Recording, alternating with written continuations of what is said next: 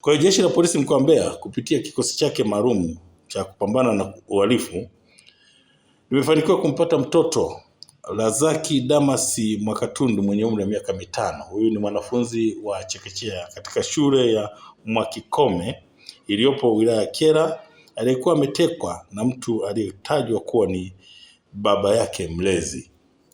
Ni kwamba Juni 1 mwaka 2026 katika maeneo ya kata ya Katumba Songwe wilayani Kyela mkoa wa Mbeya, mtoto huyu akiwa anacheza nyumbani kwao na watoto wenzake, alifika baba mlezi na kumchukua na kuondoka naye na kwenda kusikojulikana, huku akishinikiza kurudishiwa kiasi cha fedha shilingi 550,000 alizotoa kama mahari kumuoa mama wa mtoto huyo.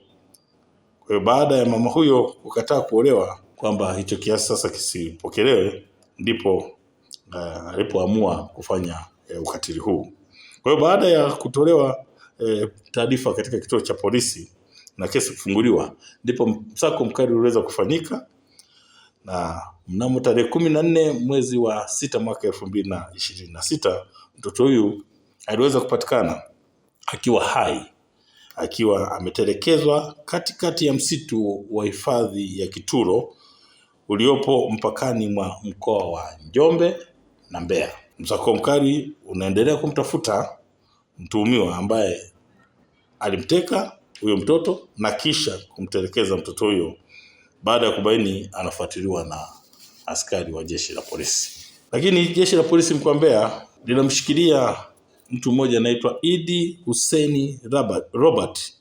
Huyu ni mkazi wa Kimara, Dar es Salaam. Huyu anashikiliwa kwa tuhuma za kusafirisha dawa za kulevya aina ya bangi yenye uzito wa kilo 30. Mtumiwa alikamatwa Juni 14 mwaka 2026 majira ya saa 1:30 za usiku huko katika kizuizi cha polisi checkpoint kilichopo eneo la Mafiga, kata ya Busare, tarafa ya Unyakyusa, wilayani Kyela.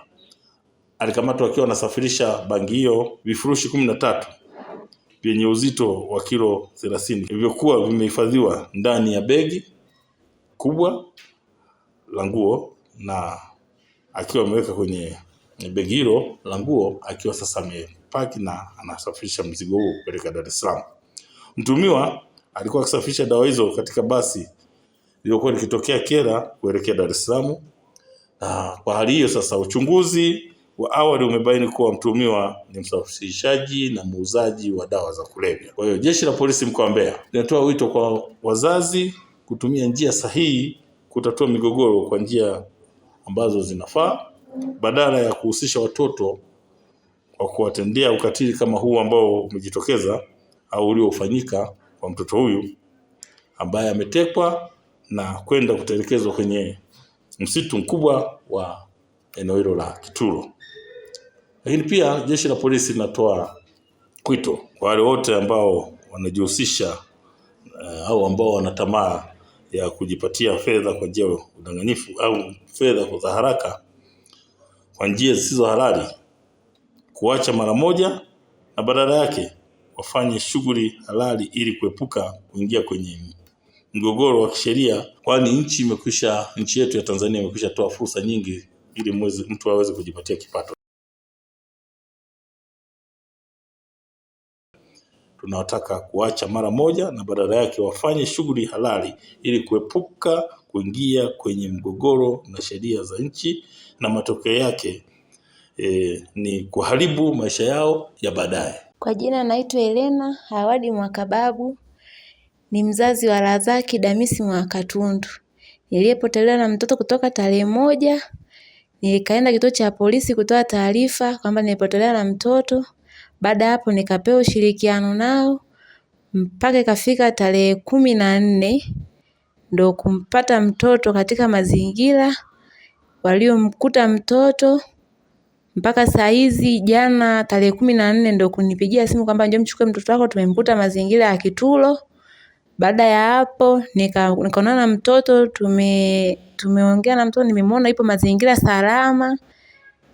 Kingine mimi kuwashukuru na nalishukuru sana Jeshi la Polisi juu ya ushirikiano wao.